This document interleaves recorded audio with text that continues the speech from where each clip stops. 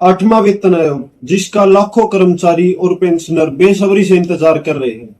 ठीक है, इसमें क्या फिटमेंट फैक्टर क्या होता है, सेवंथ पे कमीशन में कितना था, एट्थ पे कमीशन में कितना होने की संभावना है, और जो विभिन्न जो ऑर्गेनाइजेशन है, यूनियन है, खास तौर पर एनसीजेसीएम, उसके द्वारा इसकी क्या मांग रखी गई है, और क्या इसकी प्रबल संभावना है कि किस फिटमेंट फैक्टर पर संभावना है जो बन सकती है आठवां वेतन आयोग। आठवें वेतन आयोग को अपनी रिपोर्ट कब सौंपनी है, इन सभी सवालों के जवाब हम विस्तार से चर्चा करेंगे इस वीडियो में। तो उससे पहले भाई आप सभी का मैं स्वागत करूं आपके अपने चैनल पर, जिसका नाम है अपडेट्स विद मोहित। साथियों, उम्मीद करूं सारे साथी ठीक ठाक होंगे। यह इस चैनल पर आपको कर्मचारियों से संबंधित लगातार अपडेट्स वगैरह मिलती रहे, तो सभी साथियों से अनुरोध है भाई इस चैनल ने सब्सक्राइब जरूर कर लियो। तो हम पहले बात करा हाँ सातवां वेतन आयोग, उससे पहले बात करेंगे हम एनसीजेसीएम। ये क्या होती है? ये एक आप ऐसे ऑर्गेनाइजेशन मान लो जो कर्मचारियों के बीच में और सरकार के बीच में रिप्रेजेंट करती है, उनके मामलों को सुलझाती है। सरकार कोई भी काम करने से पहले इसकी जो है कंसल्टेशन जरूर लेती है। इसका एनसीजेसीएम की फुल फॉर्म ये है, national council joint committee machinery, joint consultative machinery. तो कंसल्टेशन के लिए भाई इसमें क्या है, दो तरह से इसमें काम होते हैं। जैसे एक होता है गवर्नमेंट रिप्रेजेंटेटिव, जिसमें क्या है केंद्र सरकार के अधिकारी हुए हैं। दूसरा क्या होता है, इसमें होता है स्टाफ साइड। स्टाफ साइड में क्या होता है, जो बहुत सारी जो ऑर्गेनाइजेशंस होती है, यूनियन होती है, जो उनके जो पदाधिकारी होते हैं वो इसमें काम करते हैं एज ए स्टाफ साइड की तरह से। ठीक है, इसका काम क्या होता है, पे एंड अलाउंसेस के बारे में जो भी कुछ बात हो तो जो है सरकार एनसीजेसीएम से सलाह लेती है। सर्विस कंडीशंस हो, सर्विस मैटर्स कुछ भी हो, पेंशन एंड रिटायरमेंट बेनिफिट्स हो, पे कमीशन से रिलेटेड कुछ हो, और जो जनरल ग्रीवेंस अगर कुछ भी होता है तो उससे संबंधित एनसीजेसीएम से सलाह जरूर ली जाती है। मानना नया मानना एक अलग बात होती है, लेकिन इसकी सलाह जरूर ली जाती है गवर्नमेंट द्वारा। अब जून 2026 में एट्थ पे कमीशन के द्वारा एक मेमोरेंडम निकाला गया था, जिसमें बोला गया था कि कोई भी स्टेक होल्डर्स, कोई भी यूनियन वगैरह आके जो एट्थ पे कमीशन में अपने सुझाव दे सकते हैं। तो अभी 3-4 दिन पहले ही एनसीजेसीएम की मीटिंग हुई थी, जिसके जनरल सेक्रेटरी द्वारा ये इंफॉर्मेशन दी गई है कि उन्होंने क्या मांग रखी है। क्या मांग रखी उसके बारे में हम बाद में बात करेंगे, लेकिन अब बात करते हैं eighth pay commission. Eighth pay commission का गठन हो गया था 3 नवंबर 2025 को, इंडिया के गवर्नमेंट गजट में भी आ गया था। 18 महीने के अंदर उसको अपनी रिपोर्ट देनी है, यानी कि मई 2027 तक लगभग एट्थ पे कमीशन अपनी रिपोर्ट दे देगा। तो अब बात करेंगे भाई एनसीजेसीएम ने क्या मांग रखी। एनसीजेसीएम ने मांग रखी है कि भाई जो फिटमेंट फैक्टर है वो होना चाहिए 3.83, यानी कि आज की डेट में हम अगर अपनी बेसिक 100 रुपए मान के चला, कोई भी कर्मचारी उसको डीए मिल रहा है कितना, 60%। तो 60% मिलने के बाद हमारी कितनी होगी, 160, यानी 160 रुपए मिल रही है। तो 3.83 से देखो कितना फर्क पड़ेगा। 3.83 से फर्क पड़ेगा, जिसकी बेसिक आज के टाइम पे 100 है। 3.83 अगर हो जाए तो उसकी बेसिक हो जाएगी 383 रुपए। अब ये कितना इजाफा है, कितना नुकसान है, कितना नहीं है, वो हम एक बार पिछले जो हमारा 7th पे कमीशन था उस तक समझाएंगे। 7th पे कमीशन में जो अपना फिटमेंट फैक्टर आया था वो आया था 2.57, यानी 2.57 हम बात करा तो 2.57 में, यानी कि ये नहीं है कि हमारे जो सैलरी है किसी भी कर्मचारी की वो 2.57 गुना इंक्रीज होगी थी, नहीं। उस टाइम पर क्या था, 125% तो डीए हो रखा था। जिस कर्मचारी की बेसिक 100 रुपए थी उसको 125 रुपए डीए मिलके उसकी 225 तो ऑलरेडी उसको मिल रही थी।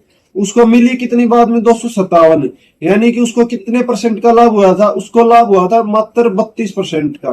ठीक है, और अगर हम बात करें आज की वर्तमान स्थिति की, वर्तमान स्थिति में हमें 60 रुपये हमने डीए मिला है, तो 100 पे 60, 160 जिसने मिल रही है, और उसने अगर हम एनसीजेसीएम की बात करा तो जो उसने निकाला है तो उस पर हमने होगा 223% का लाभ कर्मचारियों ने। तो भाई अब यह मांग कितनी ठीक है ठीक तो चलो बढ़िया है, जितने कर्मचारियों ने मिल जाए, लेकिन सरकार मानेगी कि नहीं मानेगी वो एक अलग बात है। ये हम जो मिनिमम बेसिक पे है सेंट्रल गवर्नमेंट में, उससे हम इसने लेकर बात करेंगे। बहुत सारे देखो वेरियस फैक्टर्स आ रहे हैं। जैसे कुछ बात करूं तो जो सेंट्रल गवर्नमेंट कुछ फॉर्मूले वगैरह लगा के देखा करे तो उसमें कई सारे फैक्टर आए हैं, फिटमेंट फैक्टर। बात करूं तो एक आया 1.92, 1.92, फिर आया 2, फिर आया 2.08, एक आया 2.28, एक आया 2.57 जो कि अपने 7वें वेतन आयोग में था, फिर आया 2.86। भाई यो है सबसे ज्यादा डिस्कस हुई है इस पर अभी तक 8th पे कमीशन में, और सबसे ज्यादा डिस्कस्ड और सबसे ज्यादा डिमांडेड वाला फैक्टर है 2.86। फिर है अपना 3 का, और एक जो अभी डिमांड करी गई है लेटेस्ट 3.83।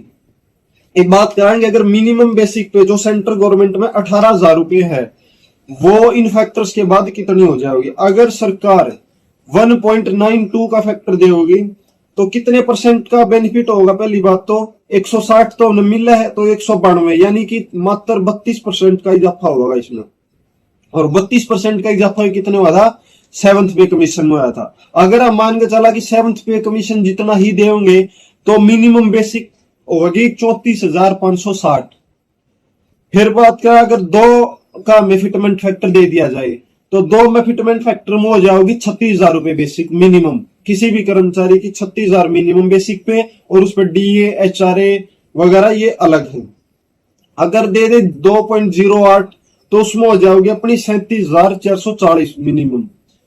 2.28 दे देते हैं तो भाई 41,040। इसी तरह से 2.57, अगर जितना फैक्टर हम बात करांगे फैक्टर की ना कि परसेंटेज की, जो फैक्टर 7th पे कमीशन में दिया, अगर एज इट इज फैक्टर दे देते हैं तो उसमें एक मिनिमम बेसिक हो जाएगी 46,260 रुपए। अगर 2.86 जिसके बारे में सबसे ज्यादा डिस्कशन हुआ है, जो सबसे ज्यादा डिमांड करी गई है, अगर वो मिल जाए तो उसमें मिनिमम बेसिक पे किसी भी कर्मचारी की जो सरकार में किसी भी पद पर कार्यरत है, मिनिमम एमटीएस कह लो, ग्रुप डी में कह लो, उसकी होगी 51,480 रुपए। अगर 3 का मिल गया 54,000, और जो कि एनसीजेसीएम के द्वारा डिमांड करी गई है 3.83, इसमें होगी सबसे ज्यादा भाई 68,940 रुपए।